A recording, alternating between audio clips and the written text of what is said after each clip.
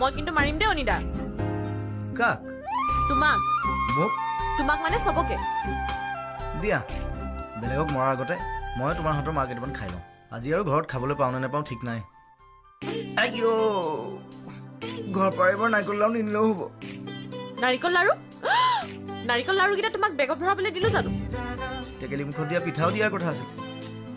C মই যে এইবোৰ কি কৰি আছো নহয় তুমি আৰু দুখন ডালডালুচি গালত ফুলাই বহি আছা তোমাক মই আইও এইখন ৰাইজে মিলি লিখি দিছে ৰত্না লৈ আনিছে